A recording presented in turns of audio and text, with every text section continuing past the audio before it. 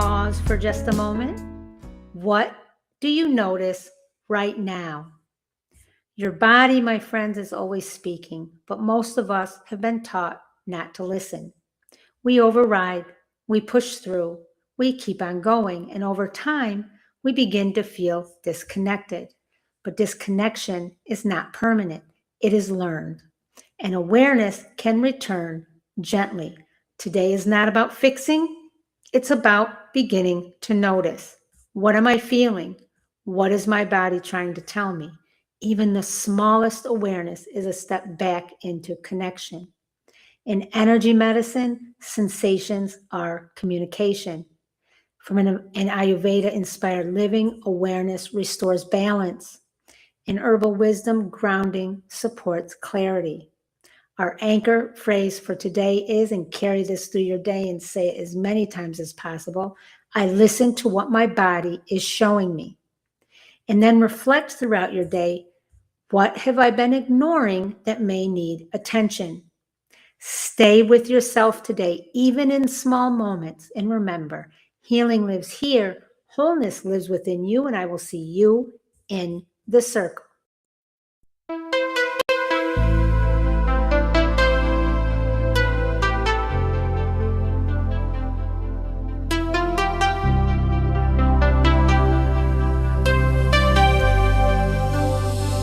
Hello, everybody. Welcome to Evolve Global 22's Healing Light Studio and our healing circle. Feel better daily. We are creating something real that you can use every day in your daily life. Simple and easy, nothing to stress us out. Let's build your ritual. Probably the most important one of this week, because you can take this and run with it through your days and through your week. Here's the first thing most people miss. Frequency beats duration every single time. You do not need a 20-minute session. You do not need an app, a cushion, or any particular conditions. Research on heart rate variability, one of the primary measurable markers of nervous system health, shows that 2 minutes of slow, intentional breathing every day for a week produces meaningfully different results than one 14-minute session. The nervous system responds to consistency, my friends, not an occasional intensity. The second thing that we may not know is habit anchoring is a science of when. There's a concept in behavior design called habit stacking, attaching a new behavior to an existing trigger. The research is clear. Habits without anchors fail. Habits with anchors stick. You don't schedule breath work as a standalone event. You attach it to something you already do without thinking. Waking up, making coffee, sitting in your car before going inside, getting into bed. The third thing, nighttime breath work isn't just relaxing, it's neurologically restorative. Slow breathing before sleep lowers cortisol, supports melatonin production, and improves sleep architecture, specifically increasing the proportion of slow wave and REM sleep. These are the stages where emotional processing and physical restoration actually happen. If you do breath work at no other moment in your day, do it in the 2 minutes before you sleep. It's one of the highest leverage moments you have. And the fourth thing we may not know, breath work is the most portable practice that exists. Zero equipment, no location dependency. You can do it in the bathroom before a presentation, in your car, on a subway, in a meeting, invisibly through your nose with your eyes open. The barrier to entry is genuinely zero, my friends. The only thing required is a decision to pay attention. As always, as human beings, we face challenges. The first challenge is what I call the reactive trap. Most people plan to use breath work when they feel stressed, when they need it, which sounds logical, but it's the wellness equivalent of only brushing your teeth when your mouth hurts. Breath work used reactively is better than nothing, but breath work used proactively before the stress arrives changes your baseline. The goal isn't stress management. The goal is being someone whose nervous system doesn't spike as high or stay elevated as long. That change only happens through daily practices, not emergency sessions. The second thing that's a challenge is the all or nothing mindset. You miss a day, then two, the streak is broken and the habit feels dead. This kills more wellness habits than almost anything else. Here's the reframe I want you to hold. A non-zero practice always counts. One breath taken with intention, one physiological sigh before bed when you forget everything else. It counts, not because it's optimal, but because it keeps the identity alive. You are someone who breathes with intention, even on the hard days, even on the days you only managed one breath. And the third challenge is timeline. Real nervous system change through breathwork takes 3 to 6 weeks of consistent practice to show up in measurable ways. Most people quit at week 2, which is almost precisely the week before it starts working. I can't prove that to you in advance, but I can tell you if you make it to week 3, you will feel the difference and you will not want to stop. So let's talk about our ritual blueprint. Here is your daily breathwork ritual. 3 anchors, 7 minutes total. No gear required. Anchor 1, the morning reset. 2 minutes before you touch your phone or do anything else.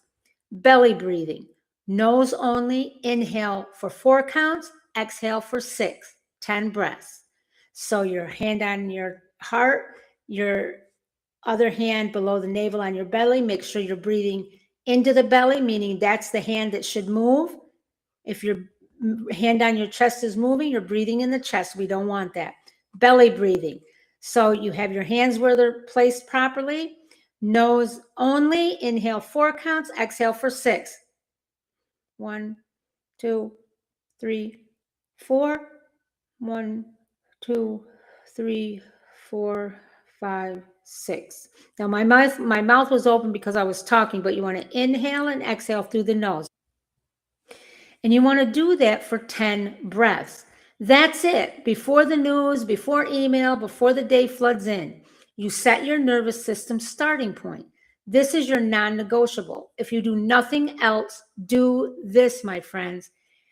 Anchor 2, the midday sigh, 60 seconds, before lunch or any natural transition between meetings, before a difficult conversation, when you get into your car. The physiological sigh, remember, is 2 sharp nasal inhales, 1 long mouth exhale 5 times. So,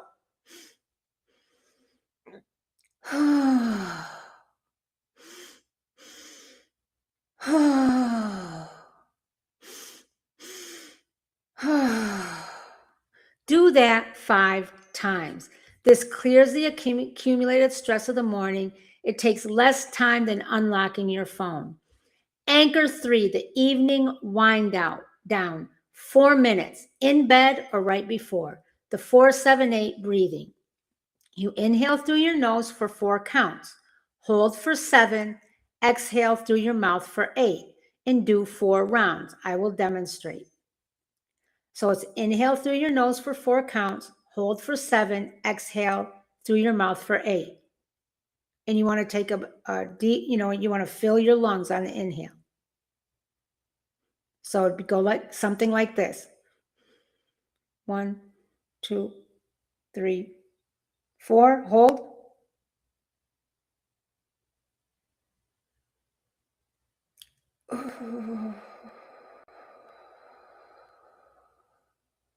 Again. Hold for 7. Exhale to 8.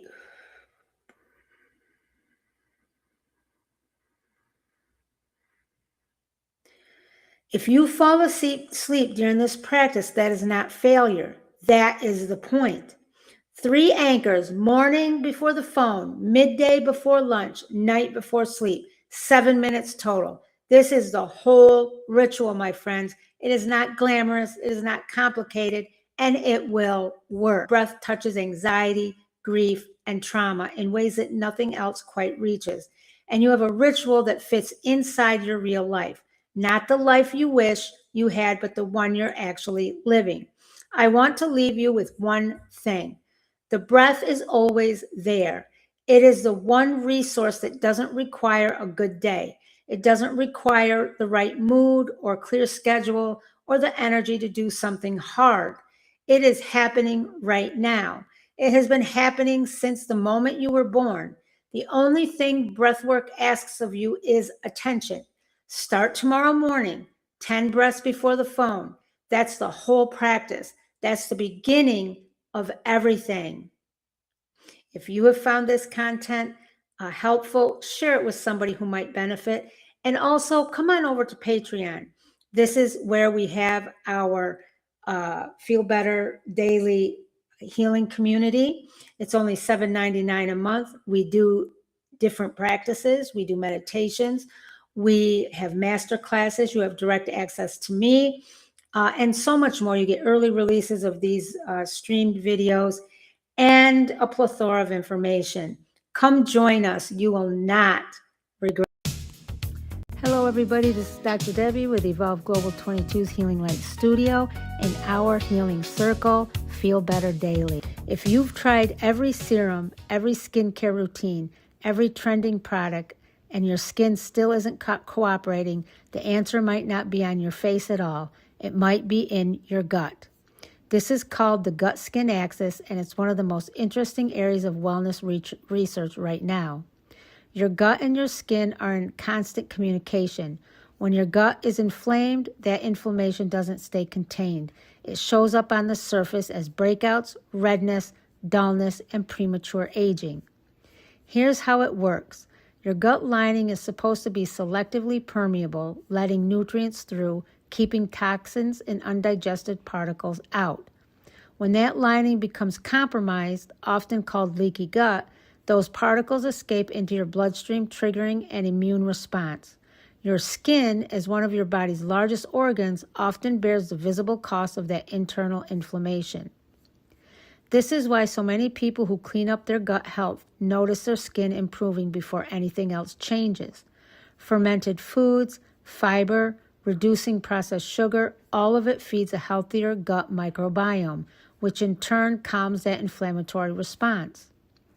One of the reasons I've come to love Agara Cafe, and it goes beyond just the energy boost, it's the lion's mane specifically. Research on lion's mane points to its ability to support gut health and reduce inflammation, which lines up perfectly with what we know about the gut-skin connection. It's not a magic fix, but it's a small, consistent input working in the right direction. Matcha agara plays a role here too. It's rich in antioxidants called catechins, which help fight the oxidative stress that accelerates skin aging and dullness. Pairing that with gut-supportive lion's mane and matcha agara makes it one of my favorite additions to an actual skin health routine. Not just a skincare routine, a whole body one. On the topical side, frankincense is one of the oils I use almost daily. It promotes healthy cell turnover and helps reduce the appearance of imperfections and fine lines. I'll mix a drop into my moisturizer at night. Helichrysum is incredible for evening out skin tone and supporting the skin's natural healing process. If I have any areas of discoloration or old blemish marks, this is the oil I reach for. Tea tree is one most people already know. It's excellent for keeping breakouts in check because of its natural cleansing properties. I'll use it as a spot treatment, always diluted directly where I need it. And copaiba is my calming oil for redness and irritation. Here's how I'd put this together as an actual routine.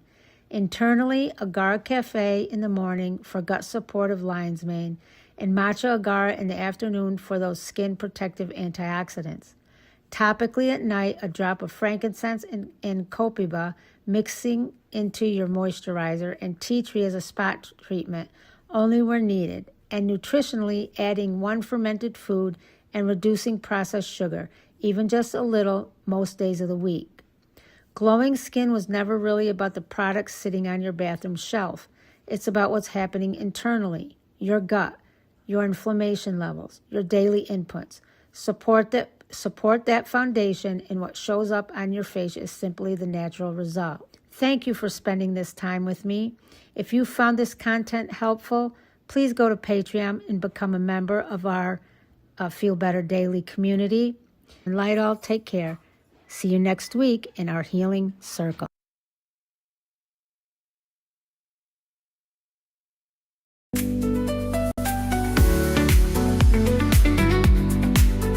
The walk that changes everything. Japanese walking and the return to simple. And part 1 is all about why this trend exploded, what the actual science says, and maybe most interestingly, what this tells us about what all of us have been craving without even realizing it. So let's get into this. What is Japanese walking actually? Japanese walking sounds mysterious, but it's not complicated at all. It is also called interval walking training, and the structure is simple. 3 minutes of brisk, fast-paced walking, followed by 3 minutes of slow, relaxed walking, repeated back and forth for about 30 minutes total. That's it. No equipment, no gym membership, no app required, though plenty of people use one. Just alternating your pace is at regular intervals while you walk. It was developed by Japanese researchers, specifically a team led by Horishi Nose and Shizu Masuki out of Shinshu University in Matsumoto, Japan.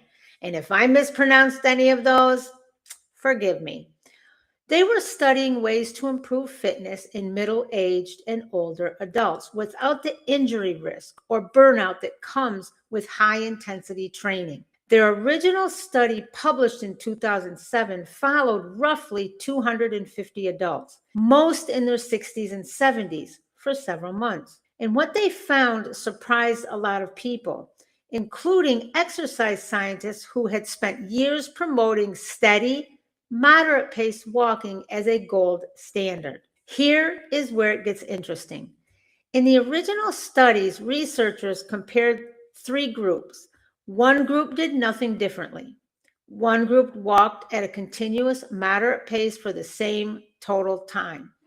And one group did the interval method, alternating 3 minutes fast, 3 minutes slow. The continuous walking group saw some improvement, which makes sense. Any consistent movement is good for you. But the interval walking group saw significantly greater improvements, better cardiovascular fitness, better leg strength, lower blood pressure, better blood sugar control. Same amount of time spent walking, dramatically different results. And here's the part that I think explains why this caught fire the way it did. The researchers followed people for years, not weeks. People stuck with the interval method longer than continuous walking. It did not feel as monotonous. It did not feel as exhausting.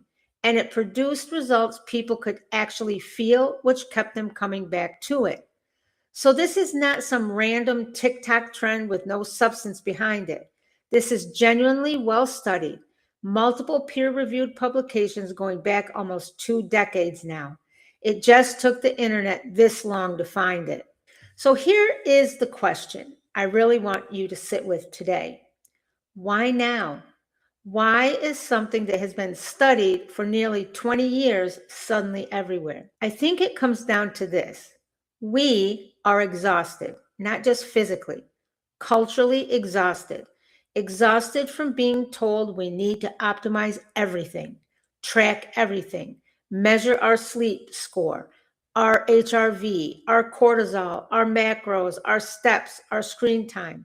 Exhausted from feeling like wellness itself has become another job we are failing at. And into that exhaustion walks, pun completely intended, something almost rebelliously simple.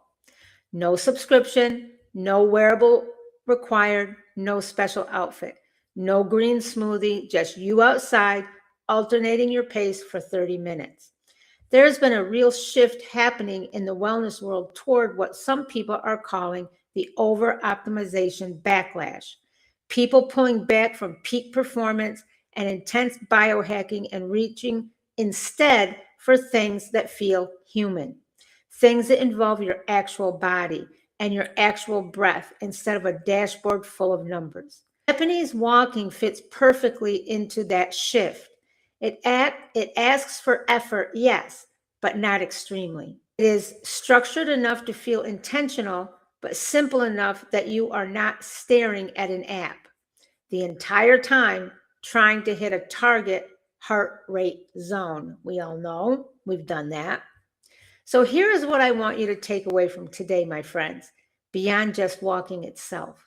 I think this trend is a signal that a lot of us are craving permission to skip overcomplicating our health, permission to trust that something simple done consistently can actually work, permission to move our bodies in a way that feels sustainable instead of punishing. We've been sold the idea for so long that more intensity equals more results, that if it does not hurt, it is not working, that if you are not drenched in sweat and gasping for air, you wasted your workout. And this research, and honestly, the lived experience of people trying this, is pushing back on that story. You do not need to suffer for your health to improve. You need consistency. You need a practice that fits into your actual life. And sometimes the simplest tool done with intention outperforms the complicated one. If today's episode got you curious, go ahead and try it this week. 3 minutes fast, 3 minutes slow for 30 minutes. No pressure to be perfect. Just notice how it feels.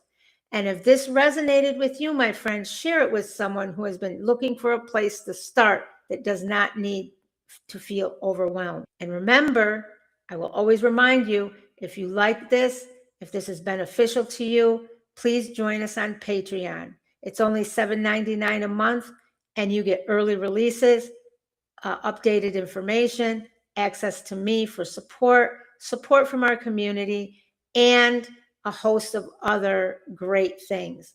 And always know that part of my medicine cabinet is Agara Cafe and doTERRA essential oils.